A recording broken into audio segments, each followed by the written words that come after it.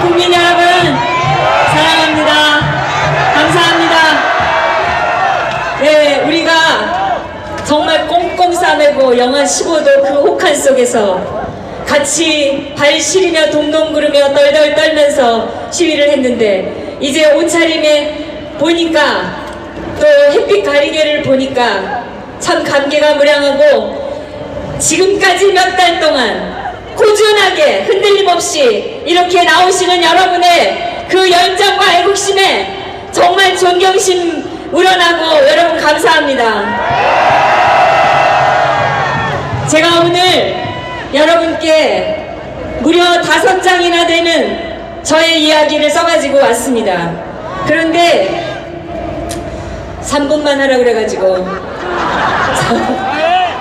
되는 대로 제 얘기를 드리겠습니다. 저는 제가 온전하게 제대로 대한민국 국민으로 살았던 것이 지난 6년간 뿐이라고 생각합니다. 수십 년 동안 제대로 알지 못하고 살았습니다. 속고 있는 것도 몰랐습니다. 대한민국이 민주화돼야 된다고 믿었었고, 김대중이라는 정치인이 민주화의 상징이라는 것도 그대로 받아들였습니다. 김일성 주체 사상을 받들고 자유민주주의 대한민국을 사회주의로 만들려는 그런 자들을 민주투사라고 생각했습니다. 저는 저 지금 고해성사하고 있습니다. 대한민국의 헌법 가치와 자유민주주의 원칙들이 하나씩 사라지고 왜곡되고 바뀌어지고 있는 것을 저는 몰랐습니다. 그저 나만 열심히 살면 되는 줄 알았습니다. 그렇게 주는 대로 받고 들리는 대로 믿고 깊은 공부 없이 살았습니다. 우연히 낙곰수라는 팟캐스트 방송을 듣고서 정신이 번쩍 드는 것이 불과 6년 전입니다. 이 사회가 그저 먹고 사는데 바빠서 자식 교육 제대로 못 시키고 있는 것만 제가 개탄했지, 이렇게 잘못되어 있는 줄 몰랐습니다. 50이 넘어가지고 제가 대한민국을 다시 공부하기 시작했습니다. 제가 남은 여생을 보낼 이 나라, 제 딸이 살아갈 이 나라의 미래가 너무나 걱정이 돼서 그랬습니다. 낙곰수는 이 사회가 얼마나 천박하고 무책임하고 폭력적이 되어 있는가를 여실히 보여주었습니다. 욕설과 허위 추정과 아니면 말고 하는 무책임, 배신, 대한민국은 너무나 오염되어 있는 것에 충격을 받았습니다. 제가 더 충격을 받은 것은 그 쓰레기 같은 그 언론이라고 할 수도 없는 그런 것에 수십만 명이 박수를 치고 소위 이 나라를 이끌어가야 한다는 그 정치 리더라는 자들이 어깨동무하고 그들을 격려하고 있다는 사실이었습니다. 그들이 이들을 잘한다고 하면서 표를 구걸하는데 저는 너무나 충격을 받았습니다. 새롭게 알게 된 대한민국은 제가 알았고 믿었던 그 대한민국이 아니었습니다. 어떻게 아무것도 모르면서 해외여행 가고 골프 치고 했는지 제 자신이 너무나 부끄러웠습니다. 이 땅에서 나고 자라고 혜택받은 사람으로서 잘못되어 가고 있는 것을 보고 있을 수만은 없지 않은가, 뭐라도 해야 되지 않겠는가, 저는 마음이 답답하고 시시때때로 좌불안석이 되었습니다. SNS를 시작했고 한마디씩 나라 걱정과 비판을 올렸습니다. 대한민국 지키고 발전시켜 온 것은 보수 국민들이었음을 깨달았습니다.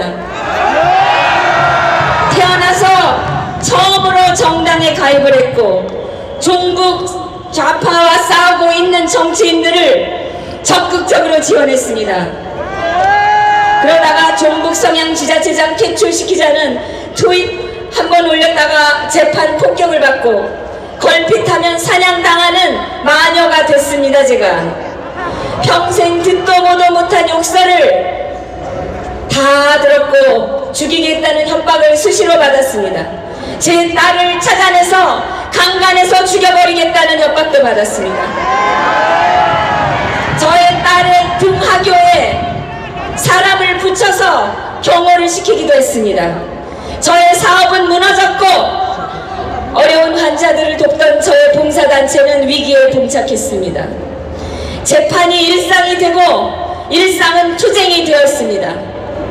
저는 극우라는 말도 안 되는 타이틀을 고정으로 뒤집어 쓰고 저축해두었던 노후 자금 다 꺼내 쓰고 수많은 경찰서와 경찰청에서 조사를 받고 민형사 재판에 불려다니면서 6년이 흘렀습니다. 여러분,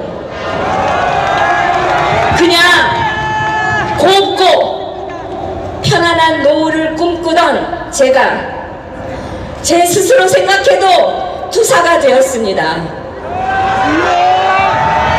제가 그냥 고집이 좀 있다고 생각했는데 그것은 불의와 폭력에 절대 굴하지 않는 저의 힘이었습니다. 여러분, 저는 결코 저런 망국적인 집단, 매국노들, 어리석고 천박한 집단, 반국가적 집단에 질 수 없다고 매일 다짐했습니다.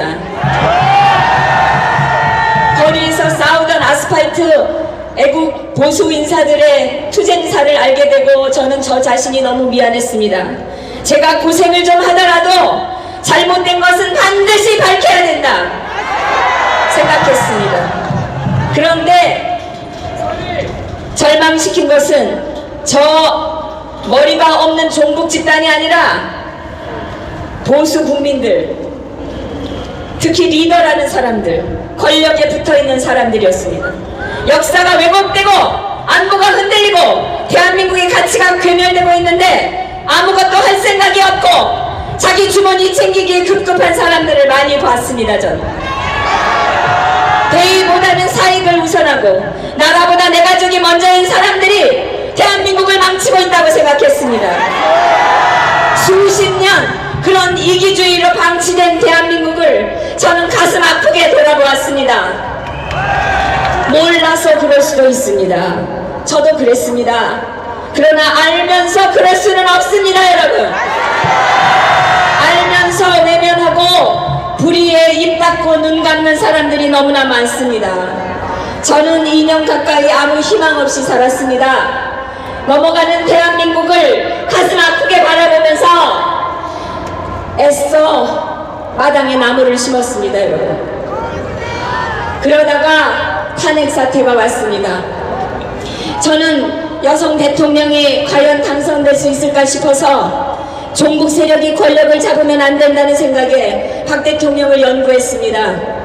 그분의 일기를 읽고 눈물을 흘렸고 그분의 책을 읽고 확신을 가졌습니다. 18년 정치 생활에 단 한 번도 부정한 돈 받지 않은 대통령을 저 매국노 집단이 엮어내는 것을 보고 저는 또다시 광우병 세력, 친북 집단의 준동을 보았습니다.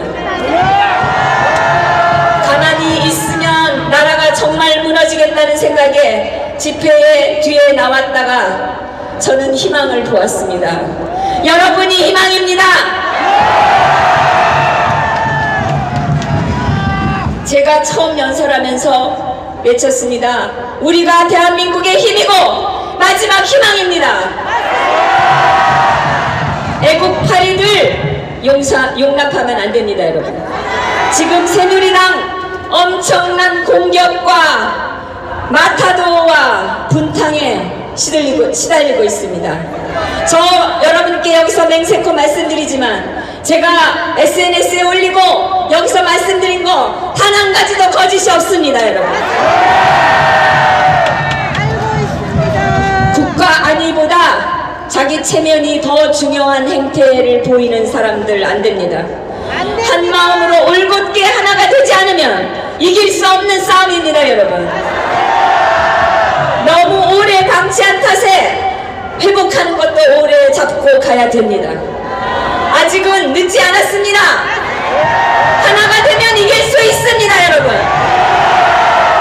애국 국민들이 현명한 판단을 하셔야 합니다. 끝으로 한 가지만 말씀드리겠습니다.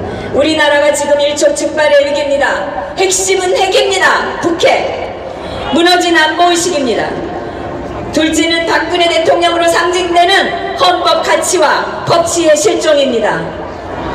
이 둘은 같이 갑니다. 누가 이 문제를 지적하고 누가 이것을 바로잡겠다고 강력하게 외치고 있습니까, 여러분? 그 사람을 밀어주셔야 됩니다. 존경하는 애국 국민 여러분, 뭉치면 할 수 있습니다. 뭉쳐서 해냅시다, 여러분. 새누리당으로 뭉쳐주시기를 간곡히 호소합니다. 감사합니다.